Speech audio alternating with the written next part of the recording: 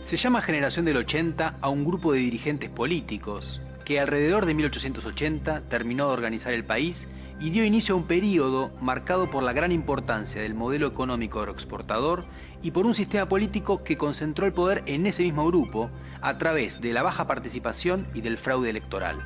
También se llamó Generación del 80 a un grupo de escritores relacionados con esos dirigentes que ocupa un lugar central en la historia de la literatura argentina. Este programa se ocupa de toda la generación del 80, que tuvo un proyecto que es central para entender la formación de nuestro país. Fueron los fundadores de la Argentina moderna.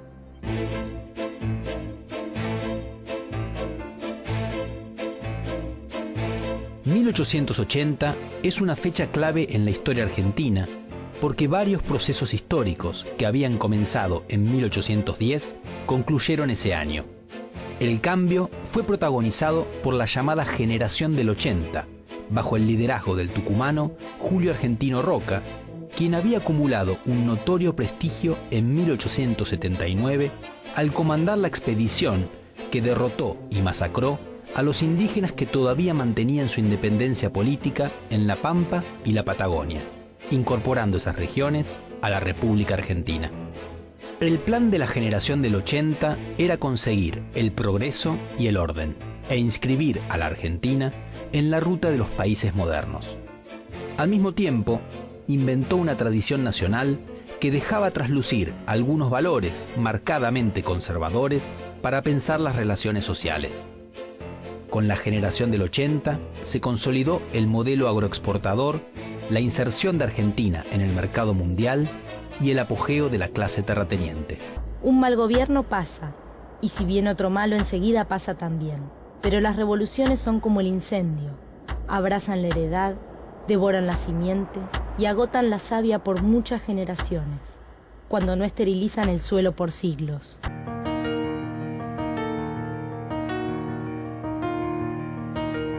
En su primer gobierno, de 1880 a 1886, Roca diseñó un programa que sintetizó en dos palabras: paz y administración.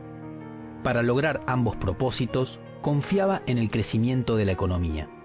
Si todos se dedicaban a perseguir objetivos económicos, se debilitarían las pasiones políticas que habían caracterizado al país.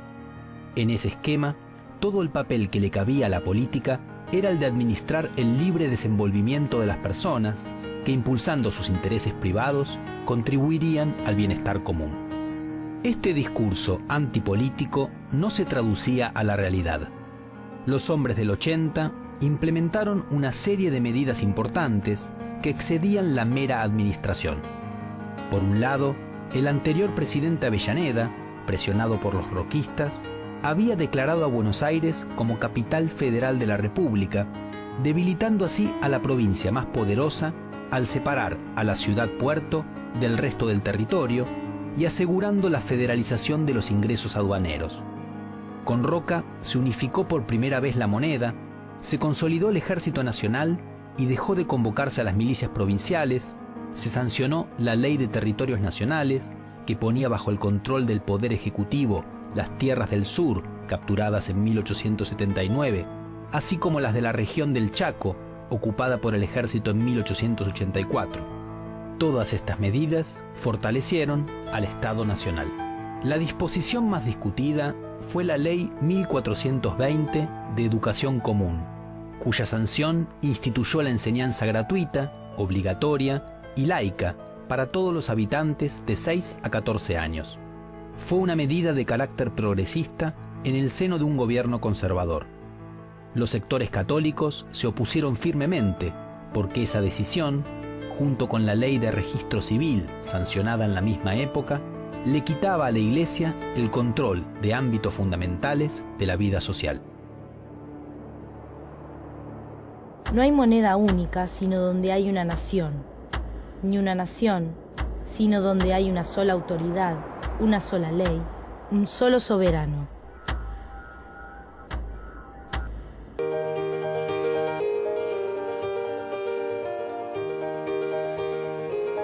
La Generación del 80 no fue solo un grupo de dirigentes. También se recuerda con ese nombre a una serie de intelectuales que acompañó el proyecto de insertar a la Argentina en la modernidad y que dejó una importante obra literaria. Varios escritores manifestaron cierta ambigüedad frente a la transformación que se estaba produciendo y que ellos mismos impulsaban. Un caso paradigmático es el de Miguel Cané, que lamentaba los cambios drásticos impuestos por la modernización a quienes, según decía, habían visto un mundo sin desgarramientos. Ese otro mundo del pasado, que Cané idealizaba, estaba representado por su hogar familiar. Allí, las clases propietarias se habían relacionado vertical y armónicamente con los fieles servidores provenientes de las clases populares. En cambio, la ciudad moderna había perdido esa armonía, era fenicia y democrática. De este modo, los intelectuales modernos descubrían el valor de la tradición, la familia y el campo con fuertes marcas de clase. La nostalgia de Cané convivía con la mirada irónica de otro escritor, Lucio Mansilla, quien en otro género literario, Las Conversaciones, presentaba semblanzas de las clases propietarias. La obra de Eugenio Cambaceres tenía en cambio un tono sombrío. Su observación de la realidad social en sus novelas Sin rumbo, Silbidos de un vago y En la sangre registraba de modo pesimista, conservador y con elementos racistas los cambios que se estaban produciendo en una sociedad que se modernizaba día a día.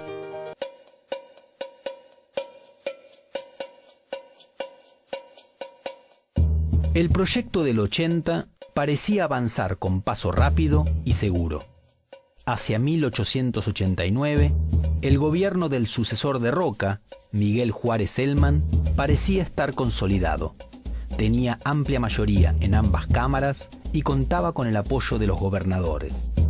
El nuevo presidente desconfiaba de la actividad política aún más que su predecesor. Para Juárez Celman, lo que se necesitaba eran administradores eficientes y no clientelas de comité. Sin embargo, esas certezas se volverían dudas desde 1890. Ese año comenzó una aguda crisis económica que tuvo efectos muy fuertes. Al mismo tiempo, se desencadenó una crisis política. Diversos actores, descontentos con el roquismo, desde Bartolomé Mitre hasta los sectores católicos, pasando por antiguos autonomistas como Leandro Alem, organizaron la Unión Cívica y se levantaron en armas en la llamada Revolución del Parque.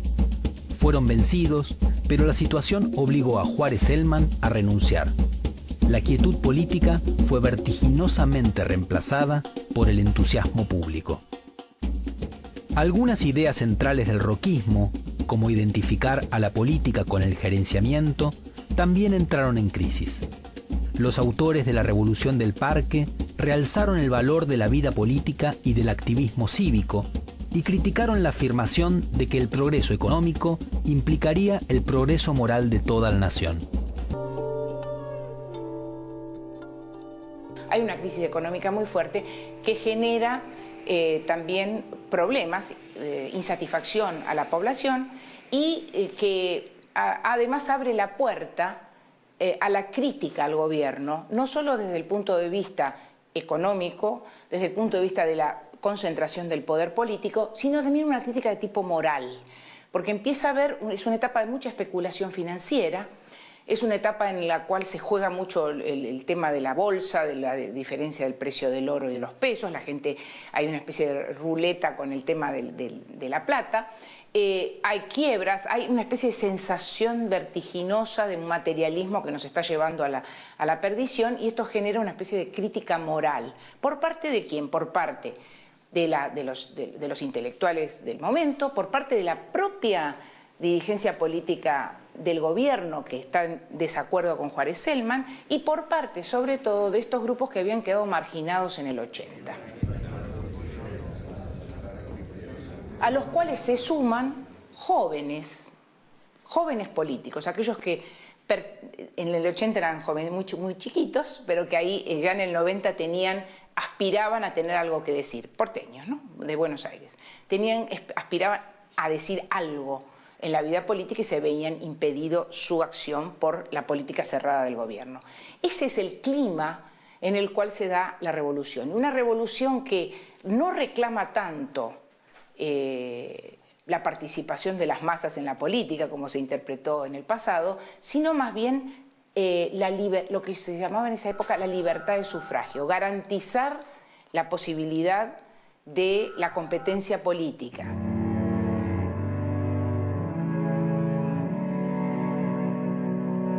Roca y su sector político se recompondrían de la crisis de 1890.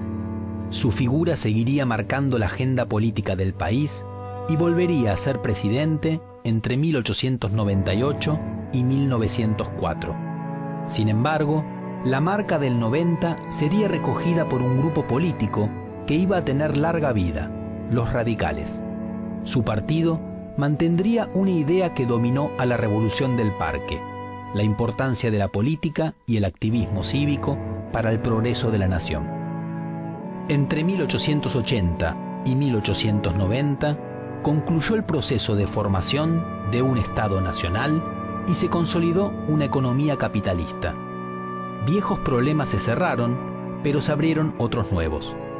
El proyecto de la generación del 80, entonces, fue una bisagra entre una nación en construcción y la Argentina moderna. La generación del 80 fue usada como espejo por distintos grupos políticos posteriores. Algunos intentaron emularla y muchos otros criticaron su modelo oligárquico de país. ¿Qué quedó en pie del proyecto del 80? Si bien el modelo agroexportador terminó en 1930 y Argentina vivió distintos procesos económicos desde entonces, las exportaciones agrarias siguen siendo centrales en la economía de nuestro país. Otros elementos del 80, como la importancia de la educación pública o el gran poder que tienen los presidentes de la nación, continúan siendo rasgos fundamentales. Y finalmente, el modelo del 80 implicó una gran desigualdad social. Esta se atenuó durante el siglo XX, pero a partir de la década de 1970 y de la década de 1990 volvió a ser un rasgo terrible y decisivo de nuestra realidad nacional.